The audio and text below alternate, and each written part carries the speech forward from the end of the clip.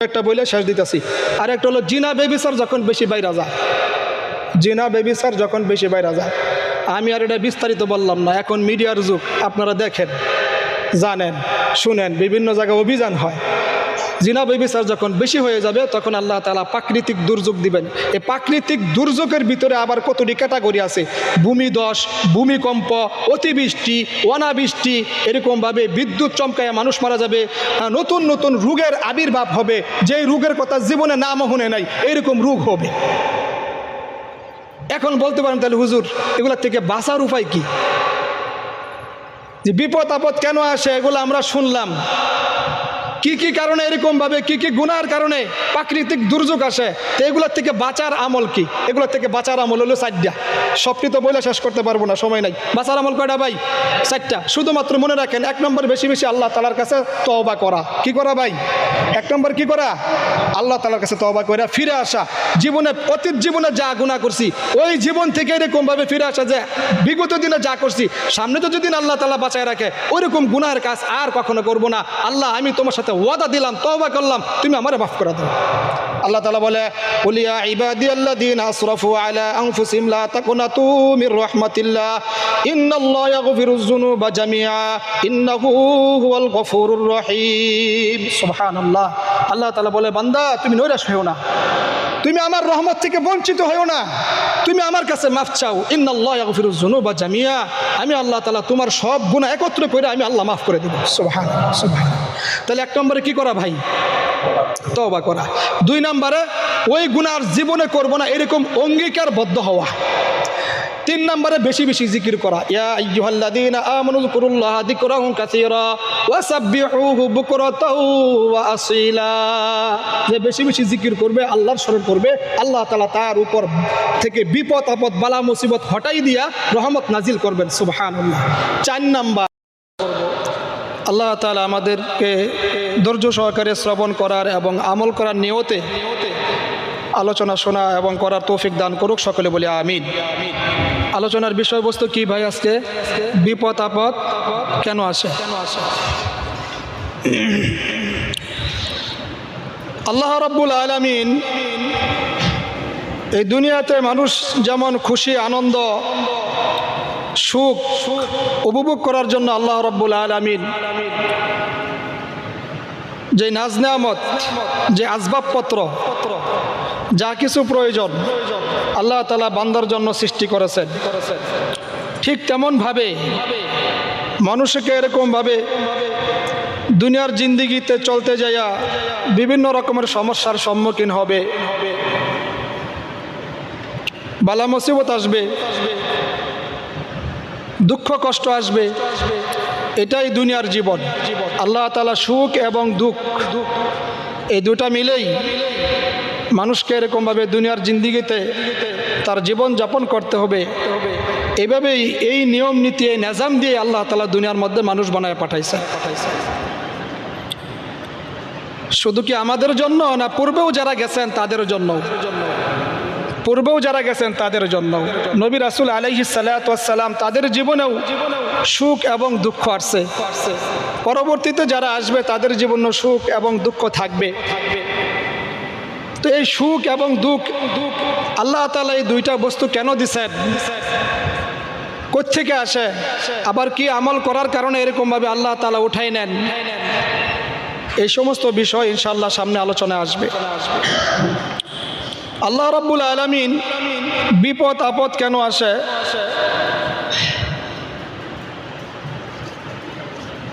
এই বিষয়ে মুফাসসিরিন একরাম কিতাবের মধ্যে লেখেন যে বিপদ আপদ এটা আল্লাহ তাআলার পক্ষ থেকে বেশ কিছু কারণে আসে। একটা কারণ হইতে পারে পরীক্ষা স্বরূপ, আরেকটা কারণ হইতে পারে মর্যাদা বৃদ্ধির জন্য আল্লাহ তাআলা বিপদ আপদ বালা মুসিবত দিয়ে থাকেন। আরেকটা কারণ এটা হইতে পারে যে আল্লাহ তাআলা এরকমভাবে বান্দার গুনাহ মাফ করার জন্য বিপদ আপদ বালা মুসিবত দিয়ে থাকেন। আমরা পর্যায়ক্রমে 2-1টা বিষয় নিয়ে খোলাসা করার জন্য চেষ্টা করব। পরীক্ষা স্বরূপ আল্লাহ তাআলা বালা মুসিবত দিয়ে থাকেন। এই ব্যাপারে আল্লাহ রাব্বুল আলামিন পবিত্র কালামের মধ্যে বলেন, ওয়ালানাবলুওয়ান্নাকুম বিশাইইম মিনাল খাউফি ওয়াল জু'i ওয়া নাকসিম মিনাল আমওয়ালি ওয়াল আনফুসি ওয়াস সামারাত ওয়া বাশশিরিস সাবিরিন। সূরা বাকারা আয়াত নম্বর 155। আল্লাহ রাব্বুল আলামিন বলেন, আমি অবশ্যই তোমাদেরকে পরীক্ষা করব। পরীক্ষা করবে আল্লাহ তাআলা ভয় ভীতি দিয়া। আল্লাহ রাব্বুল আলামিন বলেন, আমি তোমাদেরকে পরীক্ষা করব ভয় ভীতি দিয়া। আমি আল্লাহ তাআলা তোমাদেরকে পরীক্ষা করব ক্ষুধা দিয়া। আমি আল্লাহ রাব্বুল আলামিন তোমাদেরকে পরীক্ষা করব বালা মুসিবত দিয়া।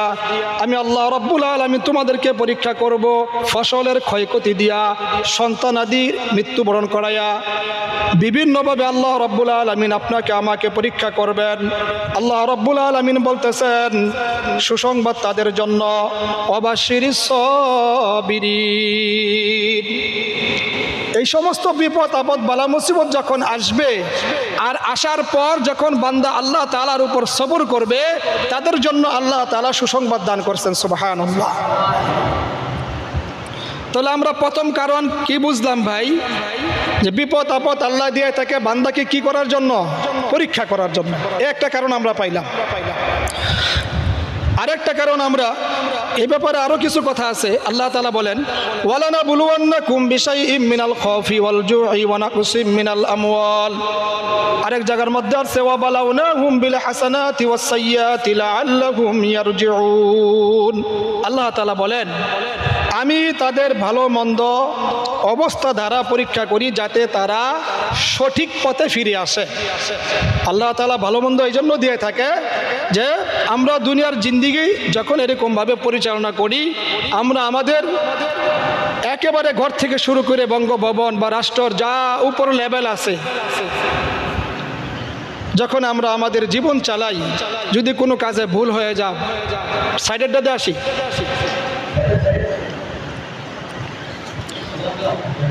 তো আল্লাহ তাআলা এরকমভাবে কাজের মধ্যে যদি কোনো ভুল হয় থাকে, সেটাকে এরকমভাবে সঠিক পথে ফেরানোর জন্য আল্লাহ তাআলা পরীক্ষা করে থাকেন।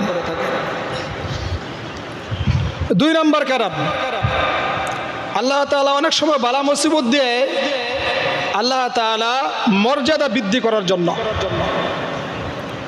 বালা মুসিবত কেন দেয় ভাই? আল্লাহ তাআলা বান্দার মর্যাদা বৃদ্ধি করে। যেমন নবী রাসূল আলাইহিস সালাতু ওয়াস সালাম, তাদের তো কোনো গুনাহ ছিল না, কিন্তু তারপরেও আল্লাহ তাআলা তাদেরকে কি করছেন ভাই? বিপদ আপদ বালা মুসিবতের মধ্যে ফেলাইছেন, পরীক্ষা করছেন আল্লাহ তাআলা। তো অনেকে অনেক সময় বলে, হুজুর এত নামাজ কালাম পড়ি, এত জিকির আজগার করি, এত দান সদকা করি, চেষ্টা করি ভালোভাবে চলার জন্য, কিন্তু কোনো সময় বালা মুসিবত ছাড়ে না, একটার পরে একটা সমস্যা লেগেই থাকে। এরকম অনেকেই অনেক সময় বলে থাকে। যাদের এমনটা হয়, হালাল হারাম মাইনা চলে, জায়েজ না জায়েজ, পাক না পাক সব কিছু বুঝে চলে, আল্লাহ তাআলার হুকুমও মানে, হারামের দারদারে না, যা হালাল আছে তাই ভক্ষণ করে, সব কিছু মানার চেষ্টা করতেছে, আল্লাহ তাআলার হুকুম এবং নবীর সুন্নত তরিকা মানার চেষ্টা করতেছে, তারপরেও যাদের এরকমভাবে সবসময় একটার পর একটা বিপদ আপদ বালা মুসিবত লেগে থাকে, তখন আমরা বুঝে নেব যে আল্লাহ তাআলা এর মর্যাদা বৃদ্ধি করার জন্য আল্লাহ তাআলা এরকমভাবে তাকে বিপদ আপদ বালা মুসিবতের মধ্যে ফেলাইছে। উদাহরণ দিলে আরো বুঝবেন। হযরত ইউসুফ আলাইহিস সালাতু ওয়াস সালাম যখন তার ভাইয়েরা সকলে মিলে তার আব্বার কাছ থেকে ইয়াকুব আলাইহিস সালামের কাছ থেকে নিয়ে গেছেন, তারা দেখছিলেন, ইন্নী রাআইতু আহাদা আশারা কাওকাবা ওয়াশ শামসা ওয়াল কমার রাআইতুহুম লি সাজিদিন। তারা দেখছে যে এরকম ভাবে সূর্য চন্দ্র সিজদা করতেছে। সুবহানাল্লাহ। স্বপ্নে দেখছে যে 11 ভাই সহ। এত মর্যাদা আল্লাহ তাআলা তারে দিয়েছেন। তারা হিংসত্ব মনোভাব নিয়ে যে ইউসুফ আলাইহিস সালাতু ওয়াস সালাম হয়তো পরবর্তী এরকম ভাবে নবী হবে, আর ইউসুফ আলাইহিস সালাতু ওয়াস সালামকে আল্লাহ তাআলার পয়গম্বর ইয়াকুব আলাইহিস সালাতু ওয়াস সালাম তাকে একটু বেশি ভালোবাসতেন, এটা তাদের সহ্য হইতো না। এই জন্য তাদের আব্বার কাছ থেকে এরকমভাবে ইউসুফ আলাইহিস সালাতু ওয়াস সালামকে এরকমভাবে খেলার কথা বইলা নিয়ে গেছেন।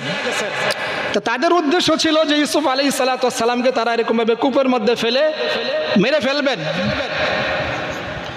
আল্লাহ তাআলার ইচ্ছা ভিন্ন। ইউসুফ আলাইহিস সালামকে যখন এরকমভাবে তার ভাইয়েরা মারার জন্য কূপের মধ্যে ফালাইল, এটা তার জন্য বিপদ কিনা? বুঝেন নাই মনে হয়, এটা তার জন্য বিপদ কিনা? অথচ এই লোকের কোনো গুনাহ নাই, নিষ্পাপ, কোনো গুনাহ নাই, কারো কোনো অন্যায় করে নাই। একটাই অপরাধ, সে কোনো অন্যায় করে না, সে ভালো আল্লাহ তাআলার হুকুম মানে, আল্লাহ তাআলার আনুগত্য করে। সে তার পিতা ইয়াকুব আলাইহিস সালাম আল্লাহর আনুগত্য কিভাবে করে এটা অনুসরণ করে, এটাই তার অপরাধ। এরকম একটা নিষ্পাপ নিরপরাধ লোককে তারা এরকমভাবে নিয়ে গেছে, যে নিয়ে কূপের মধ্যে ফালাইয়া মেরা ফালানো। আল্লাহ তাআলার ইচ্ছা তো ভিন্ন। বান্দায় পরিকল্পনা করছে বিপদে ফালাবে, আল্লাহ তাআলা কইতেছেন আমি আল্লাহ তাআলা তোমার হেফাজত করব। সুবহানাল্লাহ।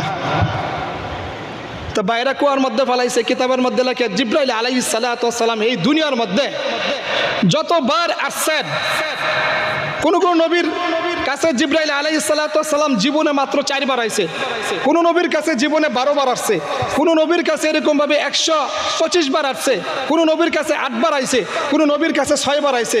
কিন্তু জিবরাইল আলাইহিস সালাম আমাদের নবী জনাবে মুহাম্মদুর রাসূলুল্লাহ সাল্লাল্লাহু আলাইহি সাল্লামের কাছে জীবনে 24,000 বার আসছে। সুবহানাল্লাহ, 24,000 বার। জিবরাইলকে একদিন জিজ্ঞাসা করলেন, রাসূল করিম সাল্লাল্লাহু আলাইহি সাল্লাম, তুমি তোমার জিন্দেগিতে কতবার এরকম ভাবে সবচেয়ে দ্রুত গতিতে আসছো দুনিয়ার মধ্যে? কিতাবের মধ্যে আসছে। ওই সময় সবটি বলতে পারেন নাই, কিন্তু ভবিষ্যতে আরো কয়বার আসবেন ওটা সহ বলে গেছেন। কোন কোন রিওয়ায়াতে আসছে জীবনে জিবরাইল আলাইহিস সালাম সবচেয়ে দ্রুত গতিতে 4 বার, আবার কেউ বলছেন 3 বার আসছে। ভেঙে দেই কোন কোন জায়গায়। একবার হলো ইব্রাহিম আলাইহিস সালামকে যখন নমরুদ আগুনে ফালাইছিল একবার, আরেকবার এরকম ভাবে যখন ইব্রাহিম আলাইহিস সালাম তার প্রিয় সন্তান ইসমাইলকে কুরবানি করে, তখন জিবরাইল আলাইহিস সালাম তখন 4র্থ আসমানে ছিলেন। আর এদিকে দুনিয়ার জমিনে মিনায় বাবা তার সন্তানরা এরকম ভাবে কুরবানি করতেছে। আল্লাহ হুকুম করছে তাড়াতাড়ি যাও, দুম্বা নিয়ে যাও, ছুরি চালাবো। এত দূর থেকে জিবরাইল আলাইহিস সালাম আইসা দুম্বা সরাই দিলেন, ইসমাইলকে সরাই দিলেন। তাহলে কিরকম দ্রুত গতিতে আসছে? আপনারা বলতে পারেন জিবরাইল আলাইহিস সালামের কত ডানা আছে? 600 পাখা আছে। 600, একবার এক পাখা এই করলেই দুনিয়ার মধ্যে আইসা পড়ে। 600 ডানা যদি একসাথে চালায় তাহলে কিরকম স্পিড হয়? সুবহানাল্লাহ, সুবহানাল্লাহ। এটা অনুমান করা বলা কোনো সম্ভব না, ধারণাও করতে পারবো না। সুবহানাল্লাহ। জিবরাইল আলাইহিস সালাম ওই সময় আসছিলেন খুব দ্রুত গতিতে। আবার আসছেন যখন এই ইউসুফ আলাইহিস সালামকে তার ভাইরা কুয়ার মধ্যে ফালাই দিছে, আর এরকম ভাবে পানি লাগবে ভাব, কুয়ার নিচে পানি। আল্লাহ তাআলা জিবরাইলকে বললেন তাড়াতাড়ি যাও, আমার ইউসুফ যেন কুয়ার মধ্যে যে পানি আছে পানিতে পড়ার পূর্বেই তুমি তাকে যাই এরকম ভাবে ধরে ফেলাও। সুবহানাল্লাহ, সুবহানাল্লাহ। সে যেন তার শরীরের মধ্যে যেন 1 ফোঁটা না পানি পড়ে, পানি না লাগে। সুবহানাল্লাহ। তো বাইরা ফালাইছিল নিয়ত কইরা বিপদে, আল্লাহ তাআলা এই বিপদ থেকে উদ্ধার কইরা মিশরের বাদশা বানাইছেন। সুবহানাল্লাহ। তা নবী রাসূলের তো কোনো গুনাহ ছিল না, তাদেরকেও তো আল্লাহ তাআলা পরীক্ষা করছেন। ওই যে এক জমায় বলছিলাম হযরত আইয়ুব আলাইহিস সালামকেও তো আল্লাহ তাআলা পরীক্ষা করছেন। দীর্ঘদিন তার এরকম ভাবে পোকামাকড়ের তার শরীরে এরকম আল্লাহ তাআলা রোগ দিয়া ভুগাইছেন, পোকামাকড়ে তারে খাইছে। পরিশেষে যখন এরকম ভাবে পোকা খাইতে খাইতে সারা শরীর খাইয়া ফেলাইছে, একেবারে জিহ্বায় কামড় দিয়া দিছে, তখন আল্লাহ তাআলার কাছে বলছে, আল্লাহ আপনার এই মাখলুক পোকামাকড় যদি আমার জিহ্বা খেয়ে ফেলে, আমি কোন অঙ্গ দিয়ে আল্লাহ আপনার আমি ডাকবো? সুবহানাল্লাহ। আমি কোন অঙ্গ দিয়ে আপনার আমি এরকম ভাবে ডাকবো? কোন অঙ্গ দিয়ে আমি আপনার প্রশংসা করব? তো আল্লাহ রাব্বুল আলামিন তার এই কথা শুনে খুব খুশি হয়ে গেছেন। আল্লাহ তাআলা তার রোগ থেকে মুক্তি করে দিয়েছেন। সুবহানাল্লাহ, সুবহানাল্লাহ। আরেকটা কারণ, যখন বালা মুসিবতে পইরা মানুষ যখন আল্লাহ তাআলাকে ডাকে, আল্লাহ তাআলা ওই ডাক আল্লাহ তাআলার কাছে অনেক পছন্দ। এজন্য প্রিয় ভাইরা, আজকের যে বিষয় বিপদ আপদ কেন আসে, এই বিষয়কে কেন্দ্র করে কথা বলতে যাই আমি এই কথা নিয়ে আসলাম। যে একটা হলো বান্দাকে পরীক্ষা করার জন্য আল্লাহ তাআলা বিপদ দেয়, আরেকটা হলো বান্দার মর্যাদাকে আল্লাহ তাআলা বৃদ্ধি করার জন্য আল্লাহ তাআলা এরকমভাবে বান্দাকে বিপদ আপদ দেয়। আইয়ুব আলাইহিস সালাম যখন সুস্থ হয়ে গেছেন, একজন জিজ্ঞাসা করছে, আল্লাহ আপনি দীর্ঘদিন আইয়ুব আলাইহিস সালামের এরকমভাবে ভুগাইলেন, আপনার লাভটা হয়েছে কি? আল্লাহ তাআলা বলে, বান্দা আমার কোনো লাভও নাই ক্ষতিও নাই। তবে আইয়ুব আলাইহিস সালাম যখন এরকমভাবে দীর্ঘদিন পর্যন্ত অসুস্থতায় ভুগছে, আর যখন তাকে এরকমভাবে পোকা কামড় দিছে, এই পোকার কামড়ের বিশ্বের তরঙ্গে যখন সে এরকমভাবে সহ্য করতে পারে না, তখন আল্লাহ কই একটা ডাক দিছে, এই ডাকটা আমার কাছে খুব ভাল লাগছে। এই জন্য আমি এই ডাকটা শোনার জন্য দীর্ঘদিন আমি তার এরকমভাবে এই বালা মুসিবতের মধ্যে ফালাই রাখছি। প্রিয় ভাইরা আমার, এই বালা মুসিবতটা তার মর্যাদা কমছে না বাড়ছে? তাহলে আমরা এর দ্বারা কি বুঝলাম? যে আল্লাহ তাআলা বালা মুসিবত দেয় অনেক সময় মর্যাদা বৃদ্ধি করার জন্য। এখন আপনারা বুঝছেন? আবার আল্লাহ তাআলা অনেক সময় বালা মুসিবত দেয় এরকমভাবে গুনাহ মাফের জন্য। সব তো বলে শেষ করতে পারবো না, অনেক কথা। তো আমরা একটা জানলাম আল্লাহ তাআলা বালা মুসিবত দেয় পরীক্ষা করার জন্য, আরেকটা হলো বান্দার মর্যাদা বৃদ্ধি করার জন্য, আরেকটা হলো আল্লাহ তাআলা বান্দার গুনাহ মাফের জন্য অনেক সময় বালা মুসিবত দেয়, যেন দুনিয়াতে সে কষ্ট করে, আখিরাতে যেন তার আর কোনো কষ্টের সম্মুখীন হইতে না হয়। সুবহানাল্লাহ। এই জন্য প্রিয় ভাইরা আমার, অনেক সময় আমরা দীর্ঘ সময় দেখা গেছে অসুখ বিসুখ বালা মুসিবতে কষ্ট পাই, আমরা সবুর ধৈর্য হারা হব না, আমরা এরকমভাবে নৈরাশ হব না, আমরা আল্লাহ তাআলার কাছে এরকমভাবে সবুর করব এবং দোয়া করব। এর দ্বারা দেখা গেছে আল্লাহ তাআলা দুনিয়ায় আপনাকে আমাকে একটু কষ্ট দিবে, কিন্তু আখিরাতে যে চিরস্থায়ী জিন্দিগি, এই চিরস্থায়ী জিন্দিগির মধ্যে আল্লাহ তাআলা আপনারা আমার সুখ শান্তির চির ব্যবস্থা করে দিবে। সুবহানাল্লাহ। প্রিয় ভাইয়েরা আমার, এই যে প্রাকৃতিক দুর্যোগ কেন আসে, কি কি গুনাহ করলে প্রাকৃতিক দুর্যোগ আসে, এই ব্যাপারে অনেক কথা, সবটি কথা বলে শেষ করতে পারবো না। প্রাকৃতিক দুর্যোগ কি কি গুনাহের কারণে আসে, শুধুমাত্র হিডিংটা আমি বলবো, যেহেতু সময় নাই, যে কি কি কারণে, কি কি গুনাহের কারণে এরকমভাবে প্রাকৃতিক দুর্যোগ হয়। এক নাম্বার, যখন এরকমভাবে মানুষ ওয়াদা দিয়া ওয়াদা ভঙ্গ করে, ওয়াদা দিয়া ওয়াদা ভঙ্গ করে। দুই নম্বর, আমানত রাখলে তখন তা খেয়ানত করে। তিন নম্বর, এরকম ভাবে কিতাবের মধ্যে আছে যাকাত ফরজ হওয়া সত্ত্বেও যাকাত দেয় না, হজ ফরজ হওয়া সত্ত্বেও হজ করে না।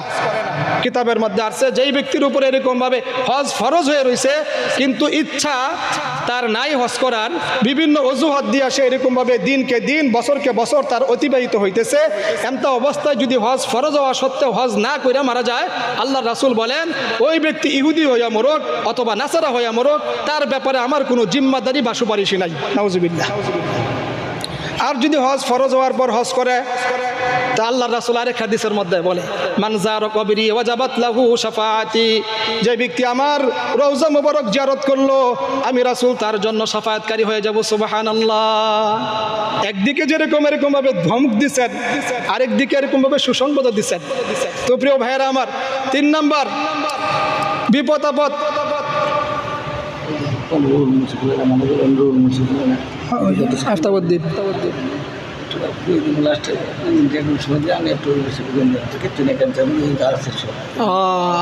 আচ্ছা আচ্ছা, সময় তো শেষ।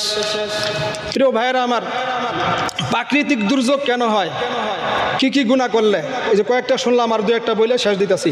আর একটা হলো জিনা বেবিচার যখন বেশি বাইরা যায়, জিনা বেবিচার যখন বেশি বাইরা যায়। আমি আর এটা বিস্তারিত বললাম না, এখন মিডিয়ার যুগ, আপনারা দেখেন, জানেন, শুনেন, বিভিন্ন জায়গায় অভিযান হয়। জিনা বেবিচার যখন বেশি হয়ে যাবে, তখন আল্লাহ তাআলা প্রাকৃতিক দুর্যোগ দিবেন।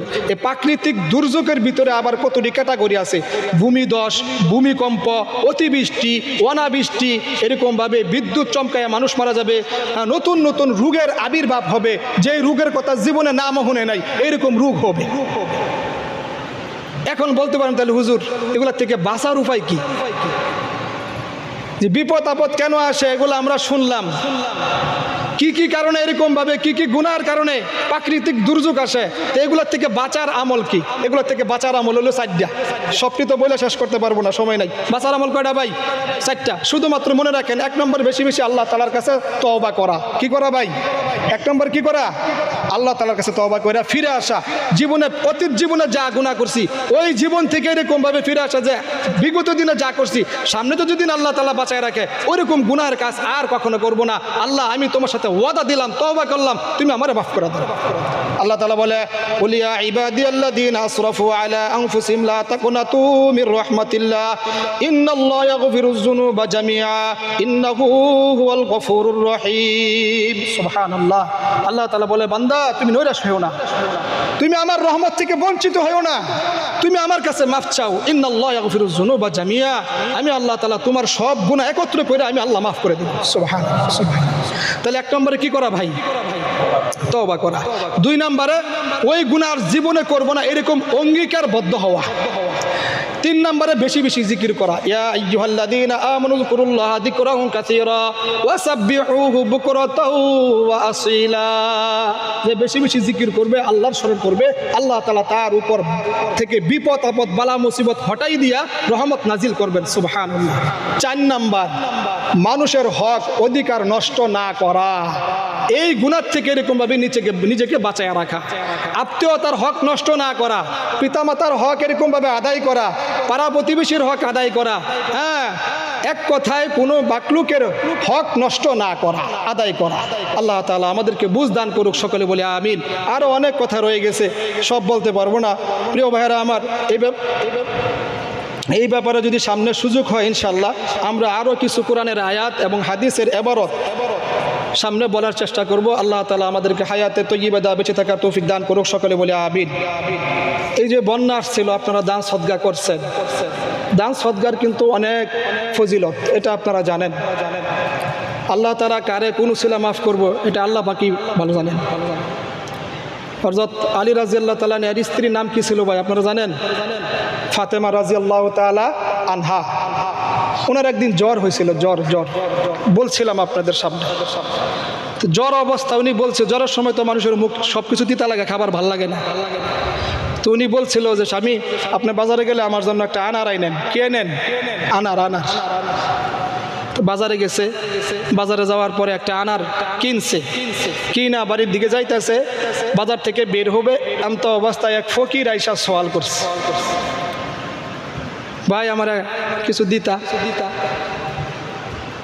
তো আলী রাদিয়াল্লাহু তাআলা তো কোরআন পড়া জানতেন। ও আম্মা সাইলা ফালা তানহার, যদি কেউ সওয়াল করে তারে যেন নৈরাশ না করে। ও আম্মা বিনিয়ামাতি রব্বিকা ফাহাদ্দিস। আলী রাদিয়াল্লাহু তাআলা, তো আমার কাছে তো টাকা নাই, রুপি নাই, তো একটা বেদানা আমার কাছে আছে, আনারস। তো উনি এরকমভাবে বের করছেন, বের করে অর্ধেক ফকিরকে দিয়া দিছে যে অর্ধেক তুমি নাও। তো ফকির অর্ধেক খাইয়া কয় খুব ভালো লাগছে, পুরোটা দিয়ে দেন। কথা বুঝতেছেন আপনারা? কাটার যন্ত্র নাই তো, অর্ধেক কইছে অর্ধেক খাইয়া আর অর্ধেক দেওয়া দাও, আমার পরিবারের লিগে নিয়ে যাবো। তো সে অর্ধেক খাইয়া কয় খুব ভালো লাগছে, পুরোটা দিয়ে দেন।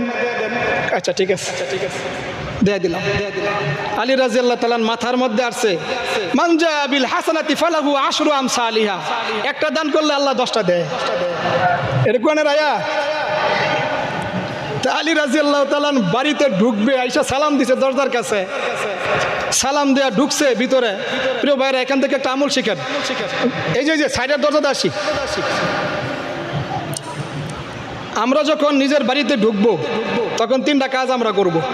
এখান থেকে আমলটা শিখে রাখেন। 1 নাম্বার, বাড়িতে যখন আমরা ঢুকবো, ঘরে ঢুকবো, তখন আমরা সালাম দিব।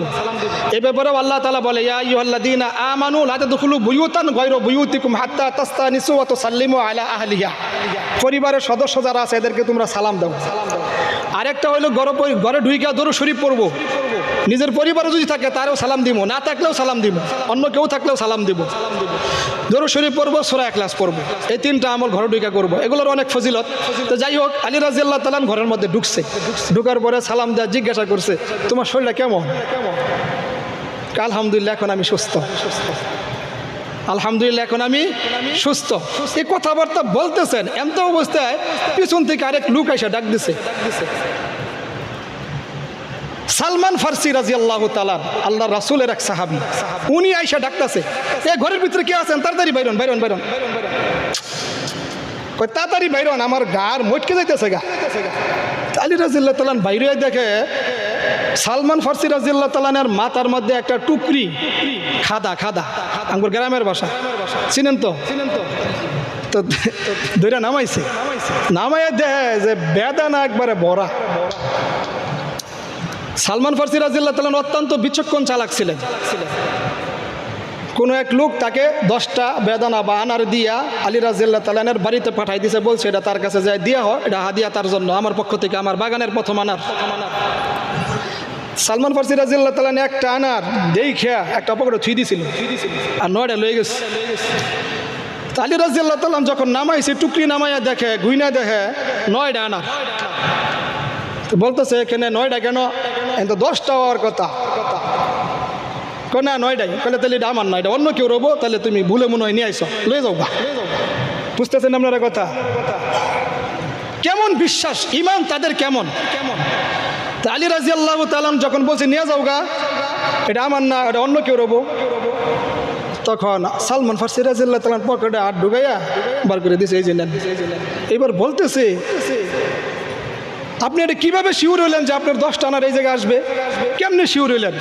আল্লাহ তাআলা তো বলছে মানজা বিল হাসানাতি ফালাহু আশরু আমসালিহা, একটা দান করলে আল্লাহ 10 দেয়, তাহলে আমার অনুযায়ী 9 আইছে, একটা কম আইছে, এটা আমার হইতে পারে না, আমি তো একটা দান পুরোটাই করে দিছি, তা আমার তো 10টাই যাবো, আমার এই বিশ্বাস আছে। সুবহানাল্লাহ। প্রিয় ভাইয়েরা আমার, কয়েকদিন আগে এই যে আপনাদের এই মসজিদে দীর্ঘদিন ইমামতি মুয়াজ্জিনি করে গেছে আফতাবউদ্দিন ভাইয়ের পিতা রুহুল আমিন, ঠিক না? আফতাবউদ্দিন ভাই কিছুদিন আগে মারা গেছে। ওনার পারিবারিকভাবে আর্থিকভাবে একেবারেই দুর্বল, এটা আপনারা জানেন। অনেকে হয়তো কিছু দান সদকা করছে, টাকা পয়সা দিচ্ছেন। ওনার 2টা বাচ্চা, আমি ওই দিনকে হাজী সাহেবের সাথে নিয়ে ওনার বাড়িতে গেছিলাম। একটা বাচ্চা সম্ভবত 8 থেকে 9 বছর হবে, আর একটা বাচ্চা দেখলাম কুলে। আমি হাজী সাহেবের যাই মোটামুটি 2000 টাকার মতন দিয়ে আসছে। আসলে এই 2টা বাচ্চা নিয়ে এই মহিলাটা এখন অসহায়। আমরা যদি কিছু দান সদকা করি, আল্লাহ তাআলা আমাদেরকে বিপদ আপদ বালা মুসিবত থেকে হেফাজত করবেন, এবং আমাদেরকেও আল্লাহ তাআলা এইভাবে ভরপুর বরকত দিবেন, যেভাবে আল্লাহর রাসূলের এরকমভাবে জামাতা আলী রাদিয়াল্লাহু তাআলা যেমন